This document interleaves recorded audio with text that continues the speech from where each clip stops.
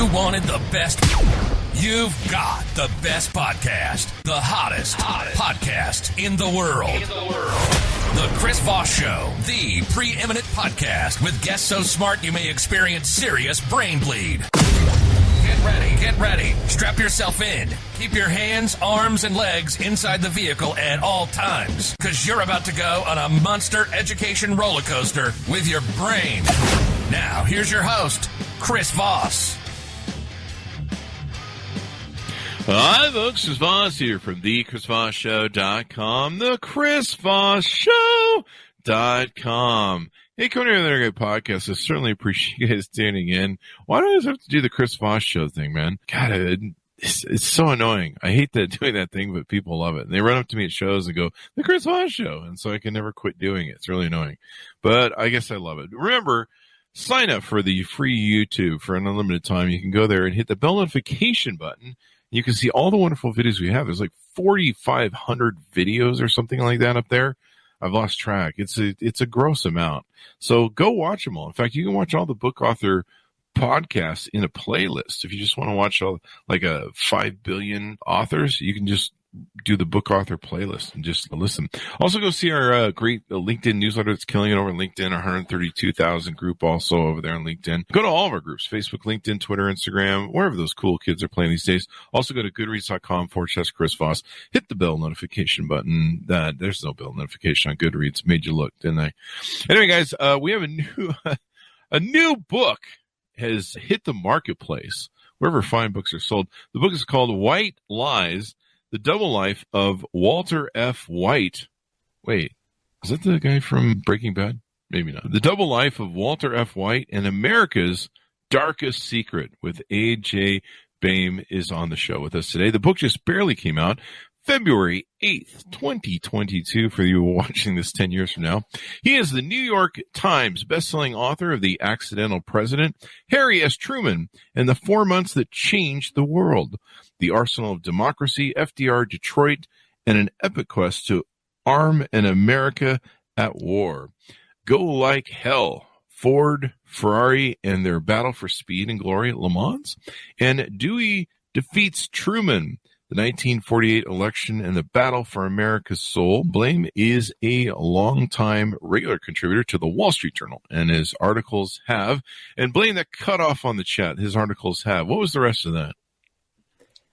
Appeared in the New York Times and the Washington Post. It cut that off in the chat. Only gave us that part there. So there's the rest of it. Welcome to the show, AJ. How are you? Chris, it's a pleasure to be with you.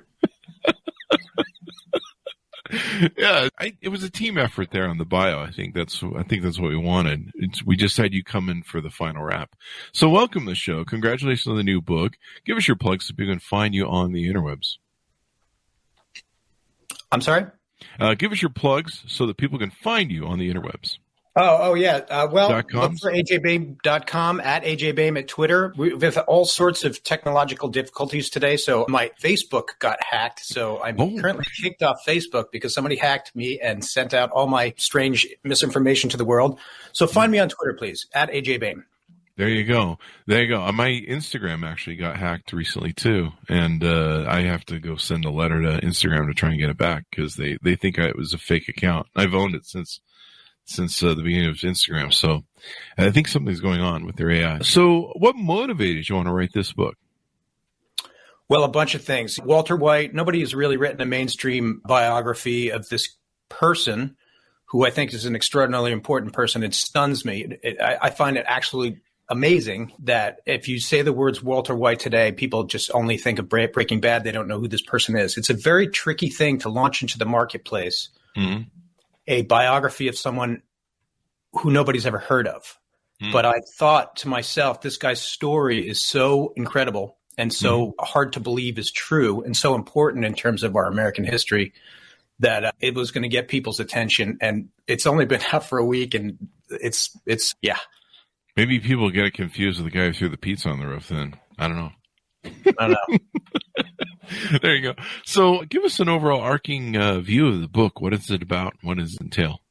Okay, well, this is what it's about. It's about a guy named Walter White who gets plucked from obscurity and brought to New York in 1918. And basically, he describes himself as the enigma of a black person inside a white body, right?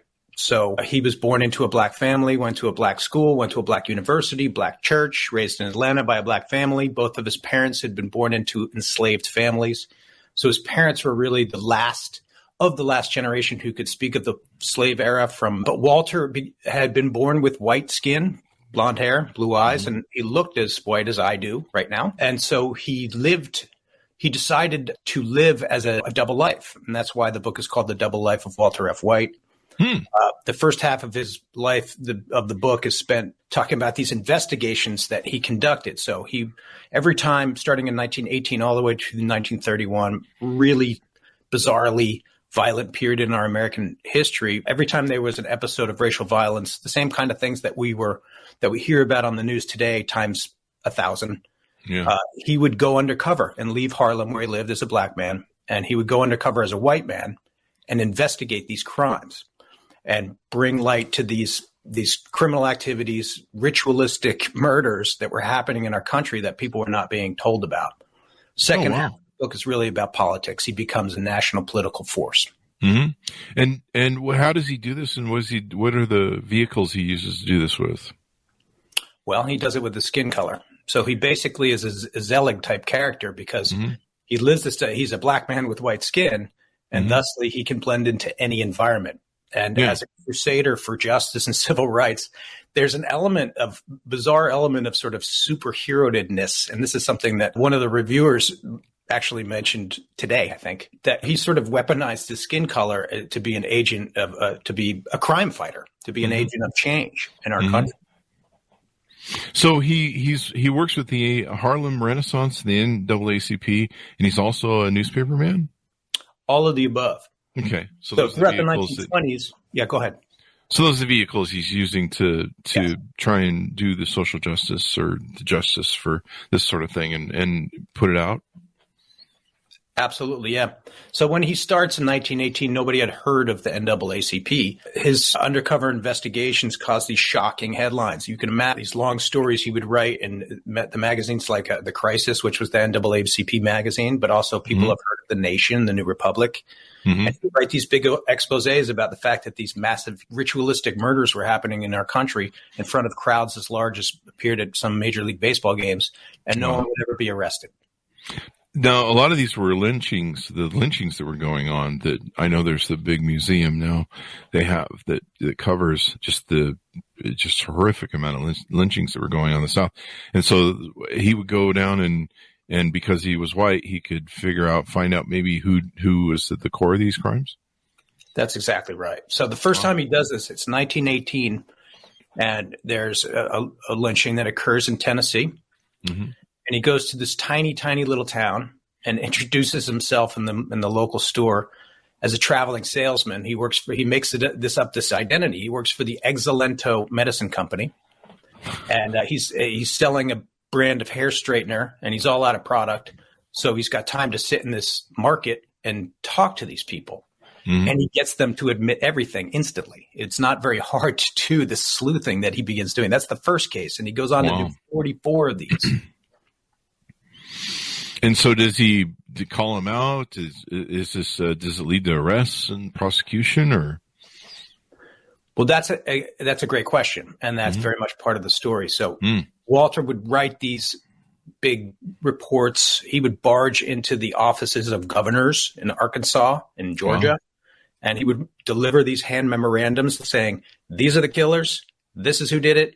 Everybody in these communities knows who did it. Nobody is arrested. What are you going to do?" And he would go in and give these reports to the governor of Georgia, the governor of Arkansas, and then release them to the press. Oh, wow. And watch the firestorm explode. Oh, wow. And yet still, in all of these cases, no arrests were ever made, even though it was clear that everybody knew who the identities of the killers were. Wow. Which is what leads to the second half of the book, because he realizes that this sort of undercover work is getting him nowhere. Even though he's becoming famous doing this. So that's when he decides to go into politics. And so what happens then when he gets into politics? Well, it's the 1930s. FDR is in office. And one of the things that he tries to do is he becomes a major part of the effort to create a federal anti-lynching law, which is something that is still happening today. Many people in Congress are still trying to make this happen, and it doesn't. And the idea is, if there's a lynching or a murder in a small community or a big community, and no one is arrested, and the local law enforcement is not enforcing the law, then the federal government has the right to come into that state and charge crimes federally. So that's what he started. That's how he got into politics. That was the beginning.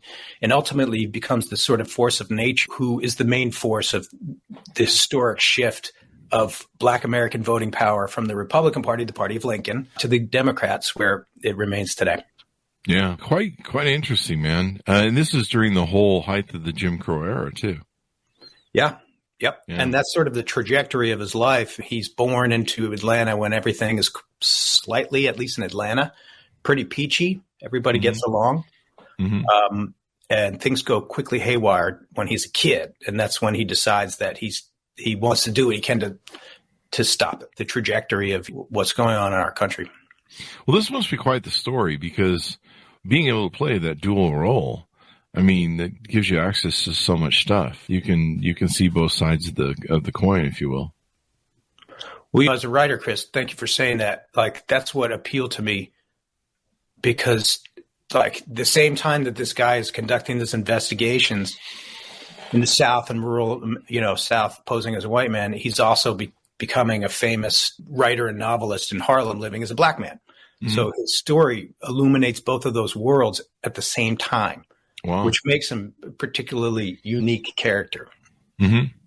This is pretty interesting. One of the gentlemen we've had on the show a couple times who works at some universities, I forget which ones, but he's Black albino. I think he has albinism, and so he looks like half Black or half white. And growing up, it's bad enough growing up Black, where people call you things and names. He was getting shit from both sides because he has albinism. So it was kind of interesting to see his perspective on how he grew up and what he dealt with. But it sounds like this gentleman was very, very, very white.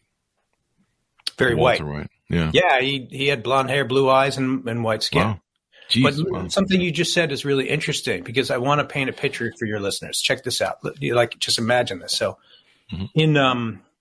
in Atlanta, where he's grown up, after basically things go south in around 1906 and 7. So he's a kid, and there are these streetcars. And every time you get on a streetcar, if you're Black, you sit all the way in the back, and every seat in the back you can, working your way toward the front. Mm-hmm. And if you're white, you sit in the front, and every front seat you can, working your way toward the back. Mm-hmm. But every time Walter would get on one of these streetcars with his family, people would go crazy. Because it was like everybody knew him. So if he sat at the front, his parents would get yelled at. If he sat at the back, his parents would get yelled at. Wow. That's sort of an example of how bizarre it was. That is crazy, man. The history of our country is just so insane. The more you learn about it and everything else. What are some other things or stories do you want to tease out that you think readers are really going to appreciate? For me, when I sat down the LA Times quoted me in this humiliating way this weekend. They just humiliated me. Like, my friends are laughing at me. My wife is like, what the bleep? Because the Times writer quoted me I didn't expect it. I mean, the LA Times. I didn't expect him to quote, but I knew I guess in my heart I knew he would. But he quoted me saying that I cried every day that I wrote this book for over 3 years. But it's sort of like not untrue, because I think that what I try to do as a writer, what I've always tried to do, and sometimes people come to my books from an academic point of view and they don't really understand where I'm coming from. But I feel like the goal is, if people reading books, not to just understand information that's being given to them, but to try to make them feel. Mm-hmm. And I feel like that's what I ultimately tried to do with this book, because Walter's story, every part of it, every page, I felt like I was either furiously angry or desperately sad. Mm-hmm. And that was sort of the trajectory of his life. And that's why he died pretty young. He did not live. He died youngish, started having heart attacks because he literally worked himself to death. Wow. The stress of it all. Yeah. I mean, yeah. Well, a lot of the reviews that you have on Amazon talk about how great you are at pouring into the story and and making it interesting. And the emotion is the big thing. I mean, when you write with emotion, usually that comes through in the book and delivers out the other side. So how come more people didn't hear about this, or why isn't he celebrated? Chris, that's a great question. So that's the answer to that question is built into the story. And there's really two reasons. So the whole time, Walter, like you can imagine a guy, it's bizarre, but I'm telling people to read the book because it's true. But if you can imagine that the face of Black power through the 1930s and 40s had skin that looked like mine, you would understand that when he died in 1955, the same year as the Montgomery bus boycott. So Martin Luther King Jr. comes into prominence. And you can imagine that in the new age of television, that the new generation of Black civil rights leaders were not really keen on having somebody who might look like me as their leader. But there's more. Let me try to squeeze this down into a small space. But at the time, it's hard to imagine, but this is true. In the 1920s and 1930s, we had members of our Congress and the Senate and congressmen defend the act of lynching on the floor of Congress. And this is true because it's in the congressional record. I'm not making this up. It's in the congressional record. I believe it. Quotations are in the book. I set those scenes. And a lot of what they would say is that and this is like, to say this in a public forum, people were going to go crazy, but this was the truth. This is what was happening, that they were defending the act of lynching because they said that Black people were out for white women, right? That was their defense. Wow.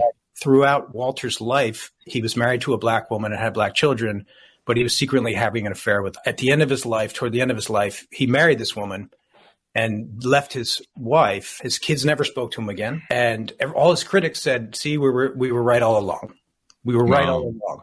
And it destroyed his reputation very quickly. And, oh, really? Yeah. And so when he died, his legacy was lost to history. It never made the history books, and he just disappeared. Wow, what a tragic story, man. Yeah, that is heartbreaking. Wow. And it sounds like he was a real precursor, maybe, who laid a foundation for those civil rights leaders to come, like Martin Luther King, maybe? Well, of course he did. During the 1930s, there was sort of like when all of this was brewing, you have to imagine that when he started at the NAACP in 1918, nobody had heard of it. Very few people had even heard of it. By the time he became chief executive, he was chief executive of the NAACP. He takes over essentially in 1930. It's the biggest, most powerful civil rights organization, and you have to ask yourself, like, if he was that, why haven't people heard of him? Now, I don't think I've answered your question, but I forgot what it was. I'm sorry. Could you repeat it? I think it was why more people heard of him, and did he lay a foundation for Martin Luther King? Yes, he did. Of course he did. Yeah. But again, by the time television arrived, it was a new era. Yeah. Yeah. This is pretty interesting. Does he go through there's some stories in the books where he almost gets caught or busted when he's in the South, and people start figuring out who he is after a while and start catching him, trying to catch them? Yes. And so every time he conducts one of these investigations undercover, he publishes his findings. The bigger stink he makes, the more effective this investigation is going to become. So each time he does it, he's becoming more and more famous throughout the 1920s. And thus, every time he goes undercover again, it's more likely that he's going to get caught. And if he's investigating ritualistic murders, he obviously understands what he could be in for if his identity is found. And there is one instance that he recalls where he's in Arkansas, I think, or no, it was in Georgia. It was in Georgia, where he's going down the street and he's pretending to be a white man, and somebody comes up to him and he says, "You got to get out of town. They know who you are and they're coming after you." And so he has to sprint to the train station. And he gets to the booth to buy a ticket. And the train station, there's only 2 trains out of town each day, and he's hoping he can get one. He's not sure. And the ticket salesman says, "Where are you going? The excitement's about to start. There's this guy who's pretending to be black. Pretending to be white, who's black, in our town right now, and we're going to find him and go get him." The ticket salesman says this to him. Holy crap. And the barbarity of the crimes he was investigating, he had to know. Yeah. These guys aren't nice guys you're playing with. No. Yeah. Yeah, that would be like, you just It's like going in the basement of a serial killer. And what was that movie? Silence of the Lambs. Silence of the Lambs. Yeah. You're like going right inside the house to walk around. You know what they're capable of. That is crazy, man. So interesting times with this gentleman. What sort of research access did you have access to? Did you keep a journal? Was there, I imagine since you work with the NAACP, there was some history or some notes and records. Yeah, there was. Well, it's interesting that you asked that question because this guy, Walter White, Walter Francis White, not to be mistaken with Breaking Bad. He appears as like a minor character in the last 3 books that I've written. So I've been building this book for 15 years. And there was one point where his papers are at Yale University, and I went there to look at them. And I spent a week there just to find out if there was enough to do this book. And what I found there kind of blew my mind because I found, just as an example, his handwritten notes from his investigations. He's down, just conducting these undercover, and I have his handwritten notes. Like, I'm interviewing so-and-so. He's wearing spectacles. He has big jowls. He is writing down what he's saying. Things like that. And I was in New York researching in the New York Public Library in the various branches. They have a ton of material in there. And right when I was there, that's when COVID hit. That was the week. I remember being at a bar in Grand Central Station, drinking a beer with a friend of mine. And that's when the NBA announced, like, we're canceling our season. And I was like, oh no, how am I going to travel around the country finding these records? But the NAACP papers are all digitized, and they're all public. So a lot of that work was done right here in my house. That's pretty cool. Yeah, it's so got to be so hard to get records. So a lot of the newspapers would write about his reports, and they still couldn't put enough pressure on the governors or, I guess, attorney generals to look into them in the South, huh? That's correct. And then really there's this defining moment that's sort of a climactic moment in the book where, by the end of the book, Walter F. White is this political force. And he's a frequent guest in the White House. So he sits down with Harry Truman, and he's like, look, this is what's going on. And there's another wave of post-war violence. And this was particular because after World War II, there were a number of instances where black men who had served the country in war, wore the uniform in combat, won medals pinned to their uniforms, came back to have really bad things happen to them in their communities in this country, and nobody was charged with any crime. So Walter goes into the White House and he demands of Truman that something be done. And there's this dramatic moment where Harry Truman, at that time president of the United States, and from Missouri, a border state, so from a segregated state, from a family that had sided with the South in the Civil War, Truman is the one who says, we have to do something. And that's when the whole sort of story changes, where the White House gets behind the civil rights movement at that moment. Oh, wow. Yeah. And kind of starts laying a foundation for that to take place, huh? That was a great the tragedies are endless, especially if you've seen that lynching museum. I think it's in Birmingham, Alabama. It's just extraordinary. And a lot of stuff didn't get documented and took place. And so they just kind of, even the amount that they were able to document was just horrific. And I remember there was some article I saw recently, I think it was in the Washington Post, where someone who'd been beaten up and saved by a preacher 53 years ago, he was holding signs that they were talking about that, where they come back from the war and they hear they served America, put their lives on the line, and yet they still couldn't get, full freedom back here in a country they fought freedom for. Just an ugly irony. So yeah, it's really interesting. But I'm glad you brought this to light and brought it out so that people can celebrate what he's doing. Especially, I think we're still in Black History Month, right? February? We still in February? I don't know what month it is sometimes. Chris, I feel you. I'm right there with you. I am.